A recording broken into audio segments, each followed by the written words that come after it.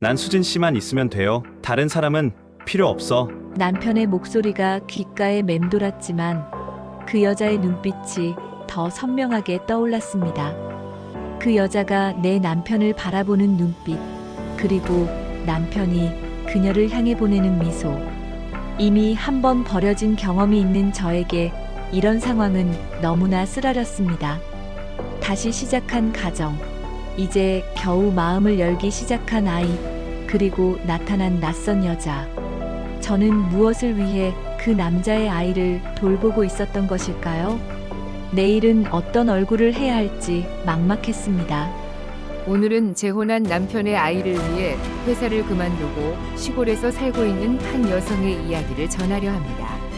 그녀, 수진 씨에게 어떤 일이 일어났는지 구독, 좋아요 눌러주시고 함께 보실까요?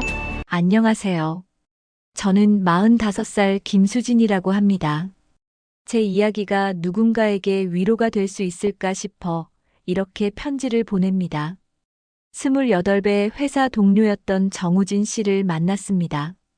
같은 부서에서 일하며 서로에게 호감을 느꼈고 자연스럽게 연애를 시작했어요. 우진 씨는 제가 힘들 때마다 항상 옆에서 든든하게 지켜주었습니다. 둘 다 안정적인 직장이 있었고 서로를 깊이 사랑했기에 3년의 연애 끝에 결혼을 했습니다. 결혼 초에는 모든 것이 완벽했어요. 서울 변두리에 작은 아파트를 마련하고 퇴근 후에는 함께 저녁을 준비하며 행복한 시간을 보냈습니다. 결혼 2년째 아이를 갖기로 결심했어요. 하지만 기대와 달리 쉽게 임신이 되지 않았습니다. 처음에는 조금 더 기다리면 되겠지라고 생각했지만 시간이 지날수록 불안해졌어요. 여러 병원을 다니며 검사를 받았고 결국 제가 아이를 가질 수 없다는 사실을 알게 됐을 때 세상이 무너지는 것 같았습니다. 그 당시 저와 우진 씨는 서로를 사랑했지만 아이가 없다는 현실 앞에서 점점 갈등이 깊어졌어요. 병원을 전전하며 치료를 받았지만 결과는 늘 같았습니다. 그때마다 우진 씨의 눈빛이 조금씩 변해가는 것을 느꼈어요. 아마 제 눈빛도 그랬을 겁니다.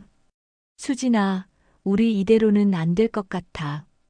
결국 우진 씨가 입을 열었던 그날, 눈물조차 나오지 않았습니다. 이미 예상했던 결말이었으니까요. 이혼 후 우울증에 빠져 약을 먹으며 지냈던 날들이 꿈처럼 스쳐 지나갑니다. 매일 아침 눈을 뜨면 가슴이 무겁고 숨을 쉬기도 힘들었어요. 서울의 작은 원룸에서 혼자 지내며 점점 더 사람들과 단절되어 갔습니다. 그러다 어느 날 우연한 기회에 박상철 씨를 만났어요. 카페에서 자리가 없어 합석하게 된 것이 인연의 시작이었습니다. 상철 씨는 저와 달리 밝고 긍정적인 에너지가 넘쳤어요. 처음엔 그런 모습이 낯설기도 했습니다. 하지만 시간이 지날수록 그 에너지가 저를 조금씩 살아나게 했어요. 상철 씨에게는 14살 딸 지민이 있었습니다. 전 아내와의 사이에서 태어난 아이였죠. 상철 씨가 저에게 청혼했을 때 이미 사춘기에 접어든 아이와 어떻게 관계를 맺어야 할지가 가장 큰 걱정이었어요.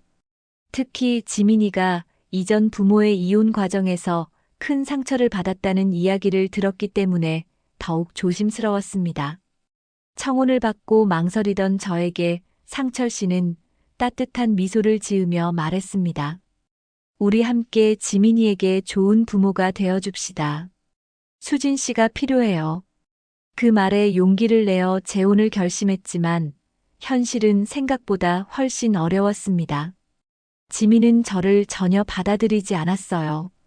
어린 나이에 부모의 이혼을 겪고 아버지가 새로운 여자와 함께 사는 모습을 보는 것이 얼마나 힘들었을지 이해했습니다. 하지만 이해한다는 것과 실제로 관계를 맺는 것은 전혀 다른 문제였어요. 지민이 학교에서 친구들과 싸워 선생님께 불려간 날, 상철 씨는 출장 중이었습니다. 학교에 혼자 가서 상담을 들었는데 지민이 학교에서 심한 괴롭힘을 당하고 있다는 사실을 알게 되었어요. 그 뒤로 지민의 방에서 들려오는 훌쩍거리는 소리에 가슴이 무너져 내렸습니다. 문 앞에 서서 들어가지도 그대로 지나치지도 못한 채 한참을 서 있었어요.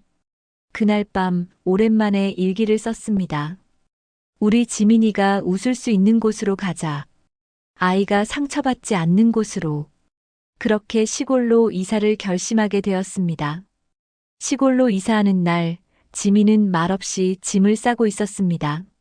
서울에서의 생활, 친구들과 헤어진다는 것이 얼마나 힘든 일인지 알기에 아무 말도 걸지 못했어요. 상철 씨는 출장으로 함께하지 못해 지민과 저 둘이서만 이삿짐을 챙겼습니다. 차에 타면서도 지민은 창밖만 바라보았어요. 그 뒷모습이 너무 작아 보여서 가슴이 아팠습니다. 경기도 외곽의 작은 마을로 이사했어요. 도시의 번잡함과는 거리가 먼 산과 들이 어우러진 곳이었습니다. 집 앞으로는 작은 개울이 흐르고 뒤로는 야트막한 동산이 있었어요. 봄이라 꽃들이 피어나기 시작했고 바람에는 흙과 풀 냄새가 가득했습니다. 여기서 어떻게 살아요? 지민이 처음으로 저에게 말을 건넸을 때 너무 놀라 제대로 대답도 못했어요. 학교도 없고 친구도 없고 심지어 카페도 없는 이곳에서 14살. 아이가 적응하기 어려울 거라는 것은 알고 있었습니다. 하지만 시간이 지나면 나아질 거라고, 이곳에서 새로운 시작을 할 수 있을 거라고 믿었어요. 이사 온 지 일주일쯤 지났을 때였습니다. 마당에 작은 텃밭을 만들고 있는데 지민이 교복을 입고 현관문을 열고 나왔어요. 새 학교 첫날이었습니다. 잘 다녀와. 점심 먹고 와. 형식적인 인사를 건넸는데 지민은 고개도 돌리지 않고 그냥 가버렸어요. 상철 씨는 출장에서 돌아온 후에도 회사 일 때문에 주말에만 내려올 수 있었습니다. 그런 날이면 지민은 방에 틀어박혀 나오지 않거나 아니면 아버지와만 이야기를 나누었어요. 저는 마치 투명인간이 된 것 같았습니다. 그러던 어느 날 학교에서 연락이 왔어요. 지민이 수업 시간에 잠만 자고 선생님 말을 듣지 않는다는 내용이었습니다. 아마도 새로운 환경에 적응하는 과정이겠지만 걱정이 되어 저녁에 지민의 방문을 두드렸어요. 들어가도 될까? 대답이 없어 조심스레 문을 열었습니다. 지민은 침대에 엎드려 있었어요. 처음에는 자고 있는 줄 알았는데 어깨가 살짝 떨리는 것을 보니 울고 있었습니다. 지민아, 무슨 일 있니? 다가가려고 하자 지민이 벌떡 일어나 저를 노려보았어요. 눈가는 붉게 물들어 있었습니다. 저 그냥 두세요. 엄마 아니잖아요. 그 말에 가슴이 찢어지는 것 같았지만 억지로 미소를 지으며 방을 나왔습니다. 문 밖에서 한참을 서 있다가 거실로 나와 상철 씨에게 전화를 걸었어요. 하지만 전화를 받지 않았습니다. 늦은 저녁 마당에 나가 별을 보며 생각했어요. 내가 정말 지민이에게 도움이 될 수 있을까? 이렇게 아이를 힘들게 하는 건 아닐까? 다음 날 아침 일찍 일어나 지민이 좋아할 만한 아침 식사를 준비했습니다. 계란말이와 김치찌개, 그리고 소시지를 볶아 정성껏 차렸어요. 하지만 지민은 주방을 힐끔 보더니 학교에서 먹을게요라고 말하고 나가버렸습니다. 식탁에 홀로 앉아 식어가는 음식을 바라보며 한숨을 내쉬었어요. 그날 오후 마을 주민센터에 들러 일자리를 알아보고 있을 때였습니다. 마침 마을에 작은 동물 보호소가 있는데 일손이 부족하다는 이야기를 들었어요. 그 순간 머릿속에 지민의 얼굴이 떠올랐습니다. 어쩌면 동물들이 지민의 마음을 열어줄 수도 있지 않을까 하는 생각이 들었어요. 하지만 동물을 키워본 적이 없어서 선뜻 일손을 거들겠다는 말을 할 수가 없었습니다. 그날 집으로 돌아오는 길에 지민의 학교 앞을 지나가다 우연히 지민을 발견했습니다. 학교 담장 옆에 혼자 서 있었어요. 다른 아이들은 삼삼오오 모여 이야기하며 웃고 있었는데 지민만 동떨어져 있었습니다. 차를 세우고 내리려는 순간 지민이 저를 보고는 황급히 돌아서 걸어가기 시작했어요. 그 뒷모습을 바라보며 가슴이 아팠습니다. 하지만 포기할 수 없었어요. 어떻게든 지민의 마음을 열 방법을 찾아야 했습니다. 동물보호소를 방문했던 날, 보호소 관리인 할머니가 제게 일을 제안하셨어요. 처음에는 망설였습니다. 동물을 다뤄본 경험이 없었고, 무엇보다 지민을 혼자 두는 것이 걱정됐거든요. 하지만 할머니의 말씀이 제 마음을 움직였습니다. 상처 입은 아이들은 서로를 알아봐요. 동물이든 사람이든. 그 말씀이 계속 머릿속에 맴돌았어요.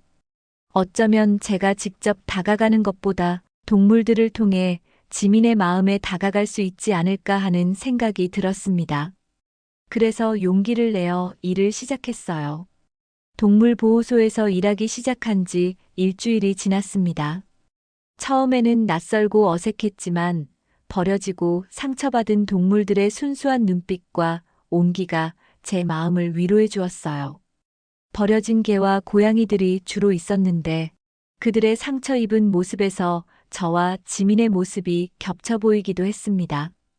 주말이 되어 상철 씨가 내려왔을 때 지민의 표정이 조금 밝아진 것을 볼 수 있었어요.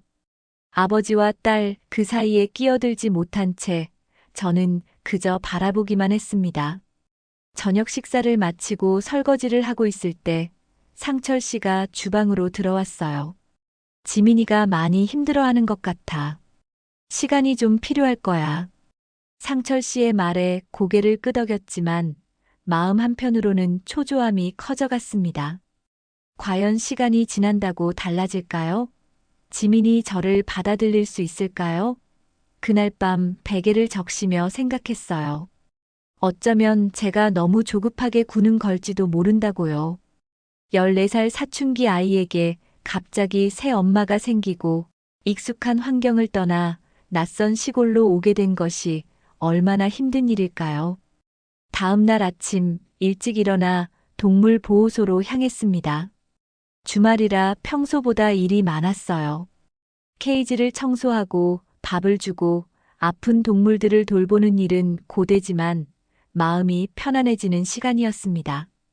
문득 지민이 와서 이 아이들을 봤으면 좋겠다는 생각이 들었어요. 퇴근 후 집으로 돌아왔을 때 거실에서는 상철 씨와 지민이 텔레비전을 보고 있었습니다. 용기를 내어 지민에게 말을 걸었어요. 지민아, 내일 혹시 시간 있으면 내가 일하는 동물보호소에 같이 가볼래? 지민은 잠시 망설이다가 고개를 저었습니다. 상철 씨가 지민의 어깨를 토닥이며 말했어요. 한번 가보는 게 어때? 아빠도 가볼까? 결국 다음 날 우리 셋은 함께 동물보호소로 향했습니다. 지민은 차 안에서 여전히 말이 없었지만 예전처럼 적극적으로 저를 피하지는 않았어요. 보호소에 도착해서 동물들을 보여주기 시작했을 때 지민의 눈이 조금씩 커지는 것을 느꼈습니다. 특히 구석에 웅크리고 앉아있던 작은 강아지 한 마리가 지민의 시선을 사로잡았어요. 새끼 때 학대를 당해 사람을 무서워하는 강아지였습니다. 지민이 조심스럽게 다가갔을 때 강아지는 처음에는 뒤로 물러났지만 지민이 가만히 손을 내밀고 기다리자 조금씩 다가와 냄새를 맡았어요. 얘 이름이 뭐예요? 오랜만에 들은 지민의 목소리에 가슴이 떨렸습니다. 아직 이름이 없어. 내가 지어주면 어떨까? 지민은 잠시 생각하더니 별이라고 말했어요. 그날 이후 지민은 주말마다 보호소에 와서 별이를 돌봐주었습니다. 학교가 끝나고 가끔 혼자서 보호소에 들러 별이와 시간을 보내기도 했어요. 처음으로 지민이 자발적으로 무언가에 관심을 보이는 모습이었습니다. 한 달쯤 지났을 때 상철 씨의 출장이 길어져 2주일 넘게 집에 오지 못했어요. 지민은 다시 말이 적어졌지만 이제는 적어도 제 질문에 짧게라도 대답해 주었습니다. 어느 날 저녁 지민이 방에서 나와 주방에 서 있는 저를 바라보며 물었어요. 별이를 우리 집에 데려올 수 있을까요? 그 순간 저도 모르게 눈물이 핑 돌았습니다. 지민이 처음으로 우리 집이라는 표현을 썼기 때문이었어요. 상철 씨에게 전화해서 상의했고, 그렇게 별이는 우리 가족이 되었습니다. 별이가 오고 나서 집안의 분위기가 조금씩 바뀌었어요. 지민은 별이의 산책과 목욕, 먹이 주기를 도맡아 했습니다. 저는 지민이 혼자서 하기 어려울 때만 조용히 도왔어요. 학교에서 돌아온 지민은 이제 다녀왔습니다라고 인사를 하고 저녁 식사 때는 별이 이야기로 어색한 침묵을 메웠습니다. 그러던 어느 날 학교에서 또 연락이 왔어요. 지민이 친구들과 싸웠다는 내용이었습니다. 서둘러 학교로 향했고 상담실에서 울고 있는 지민을 만났어요. 담임 선생님에 따르면 몇몇 아이들이 지민을 놀렸고 지민이 그중 한 아이를 밀쳤다고 했습니다. 지민아, 괜찮니? 교무실을 나와 주차장으로 걸어가며 물었습니다. 지민은 고개를 숙인 채 대답하지 않았어요. 차에 타서도 한참을 침묵하다가 갑자기 지민이 입을 열었습니다. 처음 학교 왔을 때 선생님이 저희 집 소개하라고 했어요. 그래서 아빠랑 아줌마랑 산다고 했더니 애들이 계속 물어봐요. 왜 엄마가 아니고 아줌마냐고. 엄마는 어디 있냐고. 그제서야 상황이 이해됐습니다. 전학 첫날 자기소개 시간에 지민이 저를 아줌마라고 소개했고 그것이 아이들의 호기심을 자극한 거였어요. 시골 마을 특성상 새로운 학생의 가정 환경은 빠르게 화제가 되었을 겁니다. 그날 이후 집으로 돌아오는 길에 지민은 시종일관 창밖만 바라보았습니다. 평소보다 더 조용했지만 이제는 예전처럼 날카로운 거부감보다는 깊은 생각에 잠긴 듯한 침묵이었어요. 저녁을 준비하면서도 지민에게 어떤 말을 해줘야 할지 고민했습니다. 친구들의 말에 상처받은 아이에게 무슨 위로가 될 수 있을까요? 식탁에 앉아 조용히 밥을 먹고 있을 때 용기를 내어 말을 꺼냈어요. 지민아, 학교에서 힘든 일이 있으면 언제든지 나한테 말해도 돼. 내가 도울 수 있는 일이라면 뭐든지. 말을 끝맺지 못했는데 지민이 갑자기 고개를 들었습니다. 엄마는 저를 왜 버렸을까요? 예상치 못한 질문에 숟가락을 든 손이 떨렸습니다. 상철 씨와 지민의 어머니에 대한 이야기는 거의 들어본 적이 없었어요. 단지 상철 씨가 이혼 후 양육권을 가져왔다는 것만 알고 있었습니다. 글쎄, 잘은 모르겠지만 함께 살지 못할 사정이 있지 않았을까? 지민은 실망한 표정으로 다시 밥을 먹기 시작했어요. 그날 밤 상철 씨에게 전화를 걸어 오늘 있었던 일을 이야기했습니다. 지민이 학교에서 친구들에게 들은 말, 그리고 엄마에 대해 물어본 일까지요. 상철 씨는 한참을 침묵하다가 한숨을 내쉬었어요. 지민이 어머니는 지민을 낳고 산후 우울증이 심해졌어. 결국 지민이 돌이 되기 전에 집을 나갔지. 가끔 연락이 오긴 하지만 지민을 만나려 하지는 않았어. 그 말을 듣고 모든 것이 이해되었습니다. 지민의 상처, 그리고 제게 보였던 거부감까지. 어쩌면 지민은 모든 엄마라는 존재에 대한 두려움과 불신이 있었던 것 같았어요. 이튿날 지민이 학교에 간 후 보호소로 출근했습니다. 별이는 여전히 사람을 경계했지만 지민에게만은 조금씩 마음을 열고 있었어요. 다른 동물들도 돌보면서 문득 생각했습니다. 나도 지민이처럼 버려진 경험이 있지 않을까? 첫 번째, 결혼해서 아이를 가질 수 없다는 이유로 떠나보낸 남편, 그리고 그 상처. 어쩌면 저와 지민은 비슷한 상처를 가지고 있는지도 모른다는 생각이 들었어요. 오후가 되어 동물들에게 밥을 주고 있을 때 뜻밖의 방문객이 찾아왔습니다. 지민이었어요. 학교가 끝나고 혼자서 보호소를 찾아온 것이었습니다. 놀라움을 감추고 반갑게 맞이했어요. 어머, 지민아. 학교 끝나고 바로 왔구나. 지민은 가방을 내려놓으며 작은 목소리로 말했습니다. 별이 보러 왔어요. 그 말에 따뜻한 기쁨이 가슴에 번졌습니다. 지민을 별이가 있는 곳으로 안내했어요. 별이는 지민을 보자 꼬리를 흔들며 반갑게 다가왔습니다. 처음으로 지민의 얼굴에 환한 미소가 피어났어요. 그 모습을 보며 눈시울이 뜨거워졌습니다. 그날부터 지민은 방과 후면 종종 보호소를 찾아왔어요. 처음에는 별이만 돌보다가 나중에는 다른 동물들도 함께 돌보기 시작했습니다. 퇴근할 때면 지민과 함께 집으로 돌아왔어요. 점점 대화도 늘어났습니다. 주로 동물들 이야기였지만 가끔은 학교 이야기도 해주었어요. 그러던 어느 날 지민이 별이의 케이지를 청소하면서 문득 제게 물었습니다. 아줌마는 어렸을 때 어땠어요? 갑작스러운 질문에 잠시 멈칫했습니다. 지민이 처음으로 제 과거에 관심을 보인 순간이었어요. 글쎄, 나도 내 나이 때는 조용한 아이였어. 책 읽는 걸 좋아했지. 청소를 마저 하면서 천천히 이야기를 이어갔습니다. 시골에서 자란 어린 시절, 학교에서 있었던 일들, 가끔 친구들과 다투기도 했던 기억들을 조금씩 들려주었어요. 지민은 묵묵히 듣다가 고개를 들었습니다. 저도 책 읽는 거 좋아해요. 근데 친구들이랑은 잘 안 맞아요. 처음으로 지민이 학교에서의 어려움을 스스로 털어놓는 순간이었습니다. 조심스럽게 앉아서 지민의 이야기에 귀를 기울였어요. 지민은 학교에서 자신이 얼마나 외롭고 다른 아이들과 어울리기 힘든지 이야기했습니다. 어떤 책 좋아하니? 자연스럽게 물었어요. 판타지요. 현실에서 벗어나는 것 같아서요. 그 말에 마음이 아팠습니다.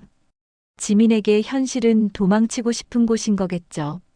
제가 좋아했던 책 몇 권을 추천해 주었어요. 집에 돌아가는 길에 서점에 들러 그 책들을 함께 골랐습니다. 처음으로 지민과 무언가를 함께 선택하는 시간이었어요. 그날 저녁 각자 책을 읽으며 시간을 보냈습니다. 아무 말도 없었지만 같은 공간에서 조용히 각자의 세계에 빠져 있는 그 시간이 이상하게 편안했어요. 잠자리에 들기 전 지민이 문득 말했습니다. 아줌마, 내일도 함께 읽어요. 그 말에 가슴이 따뜻해졌습니다. 비록 엄마라는 호칭은 아니었지만 지민이 저를 조금씩 자신의 삶에 초대하고 있다는 느낌이 들었어요. 상철 씨가 주말에 내려왔을 때 그 변화를 눈치챘는지 뿌듯한 표정으로 저를 바라보았습니다. 셋이서 함께 저녁 식사를 하는 동안 지민은 보호소에서 있었던 이야기를 아빠에게 들려주었어요. 상철 씨는 지민의 이야기를 들으며 행복한 미소를 지었습니다. 그날 밤 상철 씨가 제게 속삭였어요. 너무 고마워. 고맙다는 말로는 충분하지 않은데 고맙다고밖에 말할 수 없어서 미안해. 그 말에 가슴이 따뜻해졌습니다. 비록 작은 변화였지만 노력이 헛되지 않았다는 생각에 안도감이 밀려왔어요. 하지만 동시에 이 평온함이 얼마나 오래 갈 수 있을지 조금은 불안했습니다. 지민의 마음속 깊은 상처가 그리 쉽게 아물지는 않을 테니까요. 그럼에도 불구하고 오늘의 작은 행복에 감사하며 잠이 들었습니다. 내일은 또 어떤 변화가 우리를 기다리고 있을지 기대하면서요. 여름이 찾아왔습니다. 학교는 여름방학을 맞이했고 지민은 온종일 집에 있거나 저와 함께 보호소에 나오게 되었어요. 처음에는 걱정했습니다. 하루 종일 함께 있으면 갈등이 생기지 않을까 하는 마음이었죠. 하지만 예상과 달리 지민은 보호소 일을 돕는데 열심이었어요. 동물들을 돌보는 일에 점점 더 능숙해져 갔습니다. 어느 무더운 오후 보호소 뒤편에 있는 작은 개울가에서 강아지들을 씻기고 있었어요. 지민은 별이의 털을 조심스럽게 빗어주고 있었습니다. 땀방울이 이마에 맺히고 옷은 물에 흠뻑 젖었지만 지민의 표정은 밝았어요. 별이가 처음보다 많이 좋아졌다고 말하자 지민은 자신도 처음에는 무서웠는데 이제는 괜찮아졌다고 대답했습니다. 별이 이야기를 하는 것인지 아니면 자신의 이야기를 하는 것인지 알 수 없었지만 그 말에 눈시울이 뜨거워졌어요. 지민도 처음엔 저를 두려워했던 것 같고 지금은 조금씩 마음을 열어가고 있는 중이었습니다. 방학 중 상철 씨는 일 때문에 2주 동안 집에 오지 못했어요. 그 시간 동안 지민과 저는 둘만의 일상을 만들어갔습니다. 아침엔 함께 텃밭을 가꾸고 낮에는 보호소에 가서 일하고 저녁에는 각자 책을 읽거나 간단한 보드게임을 하며 시간을 보냈어요. 어색함은 여전히 있었지만 이전과는 다른 편안함도 조금씩 생겨났습니다. 그러던 어느 날 저녁 전화벨이 울렸어요. 상철 씨였습니다. 보통 저와 통화를 마친 후 지민과도 이야기를 나누는데 그날은 유독 통화가 길어졌어요. 지민의 방 앞을 지나가는데 낮은 목소리로 이야기하는 소리가 들렸습니다. 무슨 이야기를 하는지는 알 수 없었지만 지민의 목소리가 평소와 달리 심각하게 들렸어요. 다음 날 아침 지민은 평소보다 더 조용했어요. 아침 식사를 거의 하지 않고 텃밭일도 도와주지 않았습니다. 무슨 일이 있는지 물어보려다 참았어요. 억지로 캐묻는 것보다 지민이 스스로 말할 때까지 기다리는 게 나을 것 같았거든요. 보호소에 도착해서도 지민은 별이만 챙기고 다른 일은 거들지 않았습니다. 평소와 달리 동물들에게도 말을 걸지 않고 혼자 생각에 잠겨 있었어요. 점심시간 같이 가져온 도시락을 먹으며 조심스럽게 무슨 생각을 하고 있는지 물었더니 지민은 이번 주말에 아버지가 오신다고 했어요. 그런데 용이 이모라는 사람도 함께 온다는 말에 가슴이 철렁 내려앉았습니다. 누군지 물어보자 지민은 아버지 회사 동료라고 짧게 대답했어요. 서울에서 몇 번 만난 적이 있다고 했습니다. 그날 저녁 지민이 잠든 것을 확인하고 상철 씨에게 전화를 걸었어요. 마당으로 나가 조용히 통화했습니다. 상철 씨는 용이가 회사 동료이고 저와도 인사하고 싶다고 했다며 괜찮은지 물었어요. 그 말에 가슴이 아팠습니다. 상철 씨의 목소리에서 특별한 감정이 느껴졌거든요. 하지만 제가 뭐라고 할 수 있을까요? 지민의 아버지이자 제 남편의 삶에 대해 간섭할 권리가 있나 싶었어요. 특히 우리의 관계가 아직 완전하지 않은 상황에서요. 괜찮다고 억지로 담담하게 대답했습니다. 전화를 끊고 나서 밤하늘을 올려다보았어요. 별들이 차갑게 빛나고 있었습니다. 갑자기 외로움이 몰려왔어요. 이미 한 번의 결혼 생활이 깨어진 경험이 있는 저에게 이런 상황은 너무나 익숙했거든요. 다시 버려지는 것일까? 가슴이 무겁게 내려앉았습니다. 주말이 다가오자 지민은 더욱 예민해졌어요. 집 안 곳곳을 정리하고 자기 방을 깨끗이 청소했습니다. 저도 기계적으로 집안을 정돈하고 음식을 준비했어요. 마음은 혼란스러웠지만 지민 앞에서는 평소와 다름없이 행동하려 했습니다. 토요일 오후 마당에 차 소리가 들렸어요. 창밖을 내다보니 상철 씨의 차가 보였습니다. 그리고 조수석에는 아름다운 여성이 앉아 있었어요. 지민이 현관문을 벌컥 열고 달려나갔습니다. 상철 씨는 지민을 안아주며 웃었어요. 그리고 그 옆에 여성을 용이 이모라고 소개했습니다. 서울에서 몇 번 만났었다며 지민에게 인사를 권했어요. 지민은 어색하게 고개를 숙여 인사했어요. 저도 천천히 다가가 인사를 건넸습니다. 용희 씨는 세련되고 지적인 인상이었어요. 서울에서 온 듯한 도시적인 세련미가 있었습니다. 그날 저녁 식사는 어색한 분위기 속에서 진행됐어요. 용희 씨는 지민에게 학교 생활을 물어보며 친근하게 다가가려 했지만 지민은 짧게 대답할 뿐이었습니다. 상철 씨는 계속해서 분위기를 풀려고 애썼지만 공기 중의 감도는 긴장감은 쉽게 사라지지 않았어요. 식사 후 지민은 방으로 들어가 버렸습니다. 새 어른만 남아 이야기를 나누었어요. 용희 씨는 상철 씨와 같은 회사에서 일하는 동료였고 최근에 이 지역으로 출장을 자주 오게 되었다고 했습니다. 그런 이야기를 듣는 내내 가슴 한구석이 쓰렸어요. 상철 씨의 눈빛이 용희 씨를 향할 때마다 제가 보이지 않는 사람이 된 것 같았거든요. 밤이 깊어지자 용희 씨는 마을의 민박집으로 돌아갔습니다. 상철 씨가 배웅하러 나간 사이 저는 설거지를 하며 복잡한 마음을 정리했어요. 이제 막 지민과 조금씩 가까워지고 있었는데 이런 상황이 우리 관계에 어떤 영향을 미칠지 걱정됐습니다. 상철 씨가 돌아오자 침실에서 이야기를 나누었어요. 제가 묻기도 전에 상철 씨가 먼저 용희는 그냥 친구이고 회사에서 알게 된 동료일 뿐이라며 걱정하지 말라고 했습니다. 그 말이 오히려 더 마음을 아프게 했어요. 제가 묻지도 않았는데 먼저 해명하는 것이 뭔가 감추고 있다는 느낌이 들었거든요.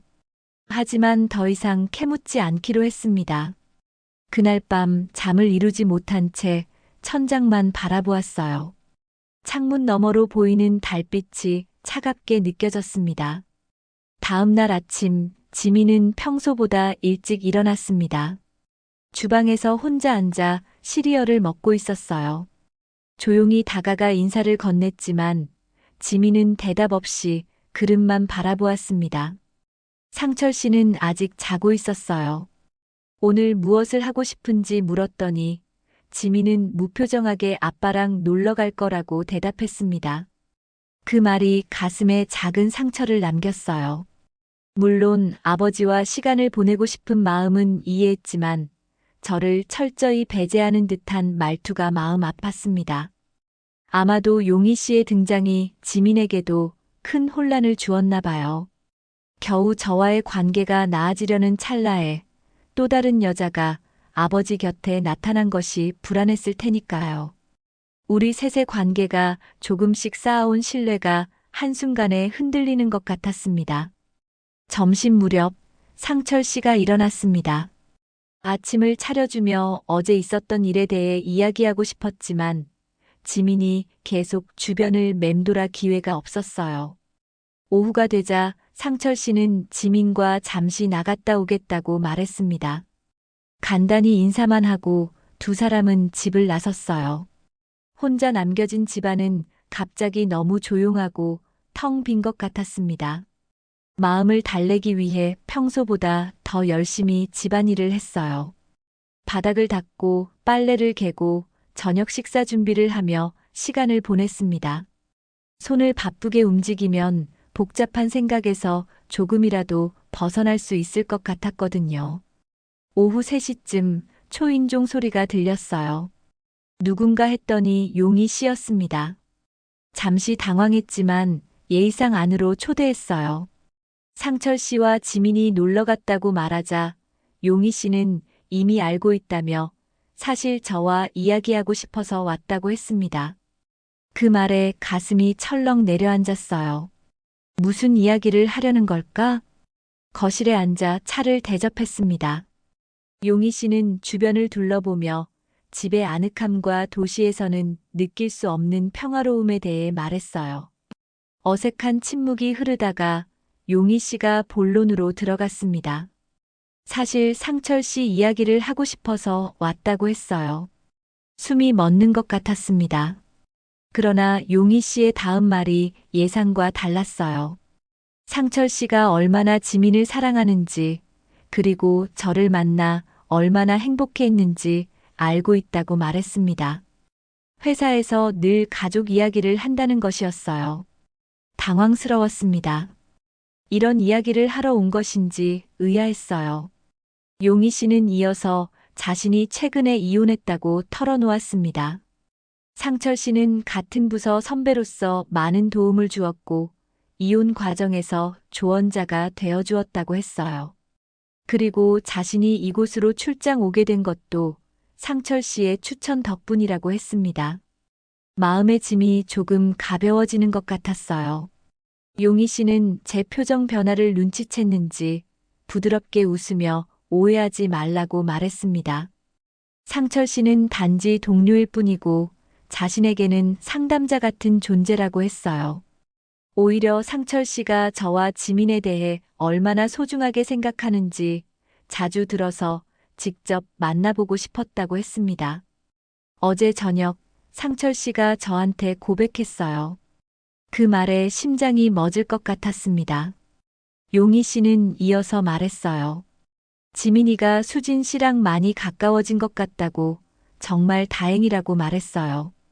처음엔 걱정이 많았는데 이제는 진짜 가족이 된 것 같다고 했거든요. 눈물이 핑 돌았습니다. 용희 씨는 자신이 새 직장을 구해 이 지역으로 이사할 계획이라고 했어요. 그래서 상철 씨에게 주변 환경에 대해 물어보는 과정에서 저희 가족을 만나게 된 것이라고 설명했습니다. 대화를 마치고 용희 씨가 떠난 후 창가에 서서 멀리 보이는 산을 바라보았어요. 마음속 무거운 돌덩이가 조금 가벼워진 것 같았습니다. 하지만 여전히 지민이 걱정됐어요. 지민도 저처럼 불안해하고 있을까? 자신의 자리를 빼앗길까봐 두려워하고 있지는 않을까? 해가 저물 무렵 상철 씨와 지민이 돌아왔습니다. 지민의 얼굴에는 웃음이 있었어요. 오랜만에 아버지와 둘만의 시간을 보내서 그런지 기분이 좋아 보였습니다. 지민은 방으로 들어가며 손에 든 작은 상자를 보여주었어요. 아버지와 함께 산 비밀스러운 무언가였나 봅니다. 저녁 식사 후 지민이 잠든 시간에 상철 씨와 이야기를 나누었습니다. 용희 씨가 찾아왔다는 사실을 말하자 상철 씨는 조금 놀란 듯 했어요. 용희와 나눈 대화 내용을 간략히 전했습니다. 상철 씨는 고개를 끄덕이며 사실 용희가 얼마 전에 힘든 이혼을 겪었고 새 출발을 위해 이 지역으로 이사할 계획이라고 확인해 주었어요. 너희 두 사람이 내 삶의 전부야. 다른 사람은 필요 없어. 상철 씨의 진심 어린 말에 마음이 따뜻해졌습니다. 하지만 동시에 다른 생각도 들었어요. 용희가 새로 이사 오면 분명 자주 볼 텐데 지민은 어떻게 생각할까? 지민의 마음이 다시 혼란스러워지지는 않을까? 여전히 불안했습니다. 그날 밤 깊은 생각에 잠겨 있을 때 문득 지민의 방에서 소리가 들렸어요. 조용히 문 앞으로 가 귀를 기울였습니다. 지민이 별이와 놀고 있는 소리였어요. 살짝 문을 열어보니 지민은 바닥에 앉아 별이에게 작은 목걸이를 달아주고 있었습니다. 아마도 아버지와 함께 산 것이 별이를 위한 선물이었나 봐요. 지민이 별이에게 속삭이는 소리가 들렸습니다. 아빠가 용희 이모는 그냥 친구라고 했다는 내용이었어요. 그리고 아빠가 자신과 저를 가장 소중하게 생각한다고 확인해 주었다는 이야기였습니다. 지민도 어른들 사이에 미묘한 감정을 느끼고 불안해했던 것 같았어요. 살며시 문을 닫고 제 방으로 돌아왔습니다. 창문을 열고 밤하늘을 바라보았어요. 어젯밤보다 별들이 더 밝게 빛나는 것 같았습니다. 문득 깨달았어요. 우리 셋은 이미 하나의 가족이 되어가고 있었던 거예요. 서로를 걱정하고 서로의 자리를 지키고 싶어하는 마음이 바로 가족이라는 증거였습니다. 잠자리에 들며 생각했어요. 내일은 지민에게 무슨 선물을 줄지, 어떻게 하면 지민의 불안한 마음을 조금이라도 덜어줄 수 있을지에 대해서요. 다음 날 아침 일찍 일어나 지민을 위한 특별한 아침 식사를 준비했습니다. 팬케이크와 과일, 지민이 좋아하는 초코 시리얼까지. 하지만 지민은 식탁에 오지 않았어요. 방에 가보니 침대가 비어 있었고 창문이 열려 있었습니다. 가슴이 철렁 내려앉았어요. 급하게 집안을 뒤져보았지만 지민은 어디에도 없었습니다.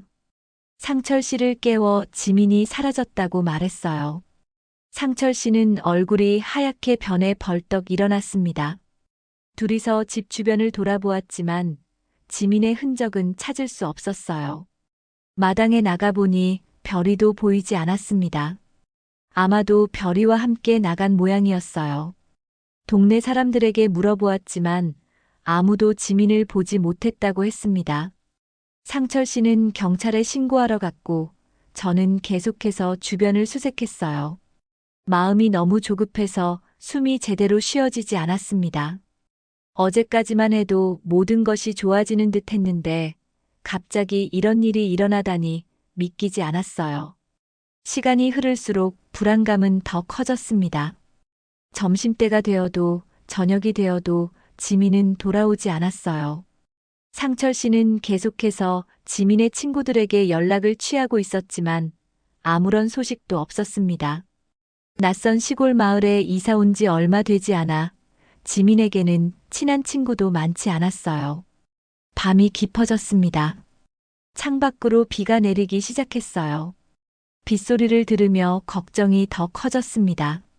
지민은 지금 어디서 무얼 하고 있을까? 비를 맞고 있진 않을까? 혹시 다치지는 않았을까? 온갖 생각이 머릿속을 맴돌았어요.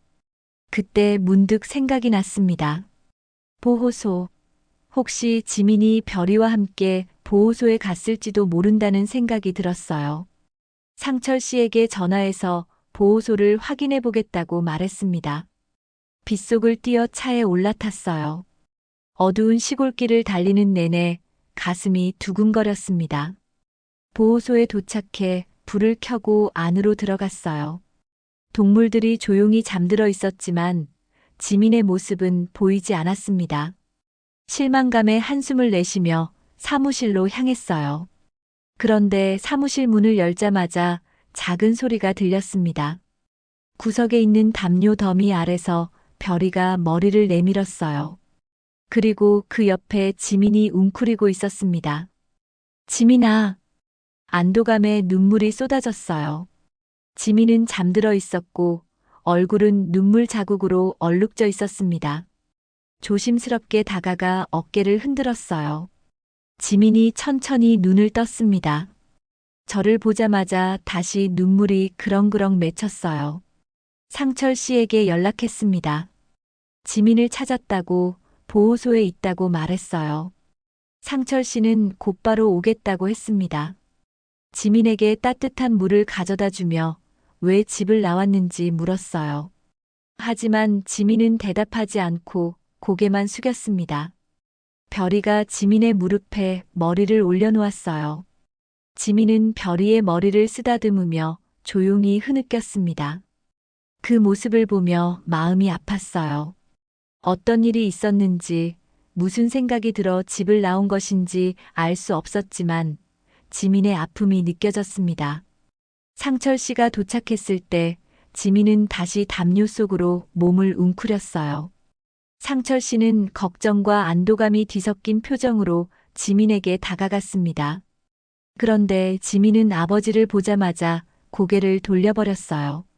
상철 씨의 표정이 굳었습니다. 그냥 혼자 있고 싶었어요. 오랜 침묵 끝에 지민이 작은 목소리로 말했습니다. 상철 씨와 저는 서로 눈빛을 교환했어요. 무언가 지민을 괴롭히고 있다는 것을 알 수 있었습니다.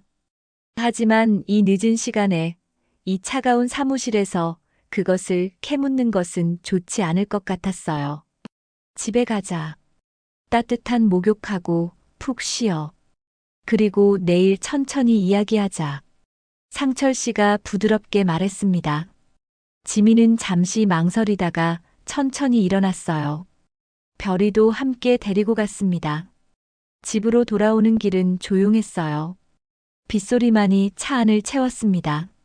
집에 도착해서 지민은 곧바로 방으로 들어갔어요. 별이도 지민을 따라갔습니다. 상철 씨와 저는 거실에 앉아 침묵을 지켰어요. 무슨 일이 있었는지, 왜 지민이 갑자기 집을 나갔는지 추측만 할 뿐이었습니다. 새벽녘 잠을 설치며 지민의 방 앞을 지나가는데 낮은 울음소리가 들렸어요. 문을 살짝 열어보니 지민이 베개에 얼굴을 묻고 울고 있었습니다. 별이는 그 옆에 가만히 누워 있었어요. 조용히 들어가 지민의 등을 쓰다듬었습니다. 지민은 처음에는 몸을 움츠렸지만 이내 몸을 돌려 제 품에 안겼어요. 괜찮아. 다 괜찮을 거야. 지민을 안고 머리를 쓰다듬으며 속삭였습니다. 지민은 계속해서 흐느꼈어요. 말없이 그렇게 안고 있었습니다. 시간이 흐르고 지민의 울음이 잦아들었을 때 작은 목소리가 들렸어요. 엄마가 보고 싶어요. 그 말에 가슴이 무너져 내렸습니다. 아, 그래서 그랬구나. 용희 씨를 보면서 지민은 자신의 친엄마를 떠올렸던 거예요. 상철 씨와 제가 다시 행복해지는 것을 보면서 자신은 어머니에게 버려졌다는 사실이 더욱 선명하게 다가왔던 것일까요? 그래, 보고 싶겠지. 많이 힘들었구나. 지민을 더 꼭 안아주었습니다. 그날 밤 지민의 침대에서 함께 잠이 들었어요. 별이도 우리 발치에 웅크리고 누웠습니다. 무거운 마음으로 잠에 빠져들며 생각했어요. 어떻게 하면 지민의 상처를 조금이라도 치유해 줄 수 있을까? 제가 지민의 친엄마는 아니지만 진심으로 지민을 사랑하고 있다는 것을 어떻게 보여줄 수 있을까? 아침이 밝았을 때 지민은 여전히 제 품에 안겨 자고 있었어요. 평소보다 창백한 얼굴이었지만 평온해 보였습니다. 살며시 빠져나와 부엌으로 향했어요. 상철 씨는 이미 일어나 커피를 마시고 있었습니다. 저를 보자 조용히 물었어요. 지민이는 어때? 자고 있어요. 그런데 어젯밤에 친엄마가 보고 싶다고 했어요. 상철 씨의 표정이 어두워졌습니다.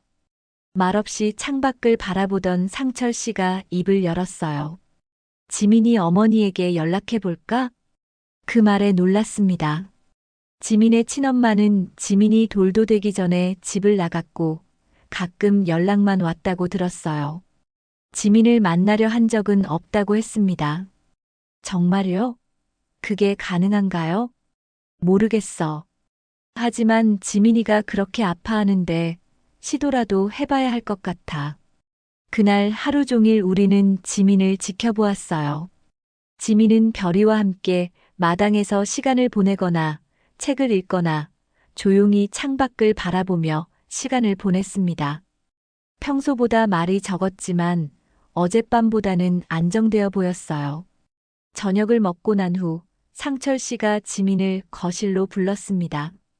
무슨 이야기를 나눌지 알 수 없었지만 두 사람이 진지하게 대화하는 모습을 멀리서 지켜보았어요. 지민의 표정이 놀랍고 기쁘고 슬프고 이내 다시 조용해지는 것을 보며 가슴이 아팠습니다. 상철 씨가 지민의 어머니에 대해 이야기했겠지요. 대화가 끝나고 지민이 제게 다가왔어요. 눈가에는 눈물의 흔적이 남아 있었지만 입가에는 작은 미소가 떠올라 있었습니다. 아줌마, 고마워요. 어젯밤에 말을 이어가지 못하고 고개를 숙였어요. 손을 내밀어 지민의 머리를 쓰다듬었습니다. 괜찮아. 언제든지 내가 있을게. 지민은 고개를 끄덕이고 다시 방으로 들어갔어요. 상철 씨가 다가와 작은 목소리로 말했습니다. 지민이 어머니에게 연락했어. 다음 주에 만나기로 했어. 그 말에 가슴이 철렁 내려앉았어요. 지민의 어머니가 온다면 우리 가족은 어떻게 될까요? 지민이 친엄마를 만나고 나면 저와의 관계는 어떻게 변할까요? 불안한 마음이 들었지만 한편으로는 지민이 오랜 상처를 치유할 기회가 될 수도 있겠다는 생각이 들었습니다. 그날 밤 여느 때처럼 별을 바라보며 생각에 잠겼어요.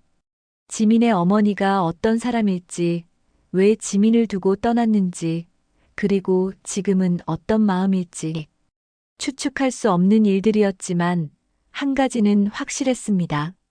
제가 지민을 진심으로 사랑하고 있다는 것, 그리고 지민이 행복했으면 좋겠다는 마음뿐이라는 것이요. 다음 날 아침 일찍 일어나 지민을 위한 특별한 아침 식사를 준비했습니다. 팬케이크와 과일, 지민이 좋아하는 초코 시리얼까지. 하지만 지민은 식탁에 오지 않았어요. 방에 가보니 침대가 비어 있었고 창문이 열려 있었습니다. 가슴이 철렁 내려앉았어요. 급하게 집안을 뒤져보았지만 지민은 어디에도 없었습니다. 상철 씨를 깨워 지민이 사라졌다고 말했어요. 상철 씨는 얼굴이 하얗게 변해 벌떡 일어났습니다. 둘이서 집 주변을 돌아보았지만 지민의 흔적은 찾을 수 없었어요. 마당에 나가보니 별이도 보이지 않았습니다. 아마도 별이와 함께 나간 모양이었어요. 동네 사람들에게 물어보았지만 아무도 지민을 보지 못했다고 했습니다. 상철 씨는 경찰에 신고하러 갔고 저는 계속해서 주변을 수색했어요. 마음이 너무 조급해서 숨이 제대로 쉬어지지 않았습니다. 어제까지만 해도 모든 것이 좋아지는 듯 했는데 갑자기 이런 일이 일어나다니 믿기지 않았어요. 시간이 흐를수록 불안감은 더 커졌습니다. 점심때가 되어도 저녁이 되어도 지민은 돌아오지 않았어요. 상철 씨는 계속해서 지민의 친구들에게 연락을 취하고 있었지만 아무런 소식도 없었습니다. 낯선 시골 마을에 이사 온 지 얼마 되지 않아 지민에게는 친한 친구도 많지 않았어요. 밤이 깊어졌습니다. 창밖으로 비가 내리기 시작했어요. 빗소리를 들으며 걱정이 더 커졌습니다. 지민은 지금 어디서 무얼 하고 있을까? 비를 맞고 있진 않을까? 혹시 다치지는 않았을까? 온갖 생각이 머릿속을 맴돌았어요. 그때 문득 생각이 났습니다. 보호소.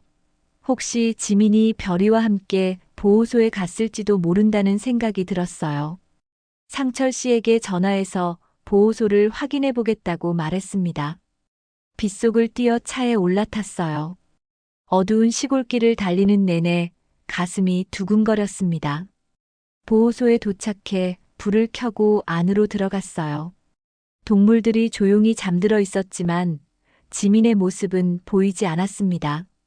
실망감에 한숨을 내쉬며 사무실로 향했어요.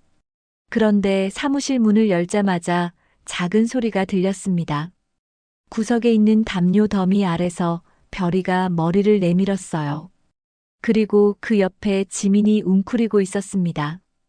지민을 발견하자 안도감에 눈물이 쏟아졌어요. 지민은 잠들어 있었고 얼굴은 눈물 자국으로 얼룩져 있었습니다. 조심스럽게 다가가 어깨를 흔들었어요.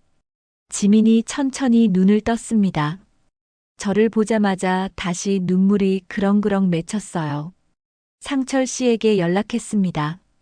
지민을 찾았다고 보호소에 있다고 말했어요. 상철 씨는 곧바로 오겠다고 했습니다. 지민에게 따뜻한 물을 가져다 주며 왜 집을 나왔는지 물었어요. 하지만 지민은 대답하지 않고 고개만 숙였습니다. 별이가 지민의 무릎에 머리를 올려놓았어요. 지민은 별이의 머리를 쓰다듬으며 조용히 흐느꼈습니다. 그 모습을 보며 마음이 아팠어요. 어떤 일이 있었는지, 무슨 생각이 들어 집을 나온 것인지 알 수 없었지만 지민의 아픔이 느껴졌습니다. 상철 씨가 도착했을 때 지민은 다시 담요 속으로 몸을 웅크렸어요. 상철 씨는 걱정과 안도감이 뒤섞인 표정으로 지민에게 다가갔습니다. 그런데 지민은 아버지를 보자마자 고개를 돌려버렸어요. 상철 씨의 표정이 굳었습니다. 오랜 침묵 끝에 지민이 작은 목소리로 혼자 있고 싶었다고 말했습니다. 상철 씨와 저는 서로 눈빛을 교환했어요. 무언가 지민을 괴롭히고 있다는 것을 알 수 있었습니다. 하지만 이 늦은 시간에 이 차가운 사무실에서 그것을 캐묻는 것은 좋지 않을 것 같았어요. 상철 씨가 부드럽게 집에 가자고 제안했습니다. 따뜻한 목욕을 하고 푹 쉬고 내일 천천히 이야기하자고 했어요. 지민은 잠시 망설이다가 천천히 일어났습니다. 별이도 함께 데리고 갔어요. 집으로 돌아오는 길은 조용했습니다. 빗소리만이 차 안을 채웠어요. 집에 도착해서 지민은 곧바로 방으로 들어갔어요. 별이도 지민을 따라갔습니다. 상철 씨와 저는 거실에 앉아 침묵을 지켰어요. 무슨 일이 있었는지, 왜 지민이 갑자기 집을 나갔는지 추측만 할 뿐이었습니다. 새벽녘 잠을 설치며 지민의 방 앞을 지나가는데 낮은 울음소리가 들렸어요. 문을 살짝 열어보니 지민이 베개에 얼굴을 묻고 울고 있었습니다. 별이는 그 옆에 가만히 누워 있었어요. 조용히 들어가 지민의 등을 쓰다듬었습니다. 지민은 처음에는 몸을 움츠렸지만 이내 몸을 돌려 제 품에 안겼어요. 괜찮다는 말과 함께 지민을 안고 머리를 쓰다듬었습니다. 지민은 계속해서 흐느꼈어요. 말없이 그렇게 안고 있었습니다. 시간이 흐르고 지민의 울음이 잦아들었을 때 지민이 작은 목소리로 엄마가 보고 싶다고 고백했어요. 그 말에 가슴이 무너져 내렸습니다. 아, 그래서 그랬구나. 용희 씨를 보면서 지민은 자신의 친엄마를 떠올렸던 거예요. 상철 씨와 제가 다시 행복해지는 것을 보면서 자신은 어머니에게 버려졌다는 사실이 더욱 선명하게 다가왔던 것일까요? 지민의 마음을 이해한다고 많이 힘들었겠다고 공감했습니다. 그날 밤 지민의 침대에서 함께 잠이 들었어요. 별이도 우리 발치에 웅크리고 누웠습니다. 무거운 마음으로 잠에 빠져들며 생각했어요. 어떻게 하면 지민의 상처를 조금이라도 치유해 줄 수 있을까? 제가 지민의 친엄마는 아니지만 진심으로 지민을 사랑하고 있다는 것을 어떻게 보여줄 수 있을까? 아침이 밝았을 때 지민은 여전히 제 품에 안겨 자고 있었어요. 평소보다 창백한 얼굴이었지만 평온해 보였습니다. 살며시 빠져나와 부엌으로 향했어요. 상철 씨는 이미 일어나 커피를 마시고 있었습니다. 저를 보자 조용히 지민의 상태를 물었어요.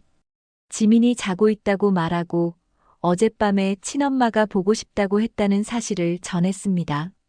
상철 씨의 표정이 어두워졌어요. 말없이 창밖을 바라보던 상철 씨가 지민의 어머니에게 연락해 볼까 하는 생각을 조심스럽게 꺼냈습니다. 그 말에 놀랐습니다. 지민의 친엄마는 지민이 돌도 되기 전에 집을 나갔고 가끔 연락만 왔다고 들었어요. 지민을 만나려 한 적은 없다고 했습니다. 정말 가능한지 물었더니 상철 씨는 지민이 그렇게 아파하는데 시도라도 해봐야 할 것 같다고 했어요. 그날 하루 종일 우리는 지민을 지켜보았어요. 지민은 별이와 함께 마당에서 시간을 보내거나 책을 읽거나 조용히 창밖을 바라보며 시간을 보냈습니다. 평소보다 말이 적었지만 어젯밤보다는 안정되어 보였어요. 저녁을 먹고 난 후 상철 씨가 지민을 거실로 불렀습니다. 무슨 이야기를 나눌지 알 수 없었지만 두 사람이 진지하게 대화하는 모습을 멀리서 지켜보았어요. 지민의 표정이 놀랍고 기쁘고 슬프고 이내 다시 조용해지는 것을 보며 가슴이 아팠습니다. 상철 씨가 지민의 어머니에 대해 이야기했겠지요. 대화가 끝나고 지민이 제게 다가왔어요. 눈가에는 눈물의 흔적이 남아 있었지만 입가에는 작은 미소가 떠올라 있었습니다. 지민은 어젯밤 일에 대해 고마움을 표현했어요. 언제든 곁에 있겠다고 약속했습니다. 지민이 방으로 돌아간 후 상철 씨가 다가와 작은 목소리로 지민의 어머니에게 연락했다고 전했습니다. 다음 주에 만나기로 했다는 말에 가슴이 철렁 내려앉았어요. 지민의 어머니가 온다면 우리 가족은 어떻게 될까요? 지민이 친엄마를 만나고 나면 저와의 관계는 어떻게 변할까요? 불안한 마음이 들었지만 한편으로는 지민이 오랜 상처를 치유할 기회가 될 수도 있겠다는 생각이 들었습니다. 그날 밤 여느 때처럼 별을 바라보며 생각에 잠겼어요. 지민의 어머니가 어떤 사람일지, 왜 지민을 두고 떠났는지, 그리고 지금은 어떤 마음일지 추측할 수 없는 일들이었지만 한 가지는 확실했습니다. 제가 지민을 진심으로 사랑하고 있다는 것, 그리고 지민이 행복했으면 좋겠다는 마음뿐이라는 것이요. 지금까지 제 이야기 들어주셔서 감사합니다. 오늘의 사연 어떻게 들으셨나요? 기른 정과 낳은 정에 대해서 생각해 보게 되는 이야기였습니다. 따뜻한 말 한마디 나눌 수 있는 사람이 되어주는 하루 보내시길 바랍니다. 그럼 다음 이야기에서 뵙겠습니다. 감사합니다.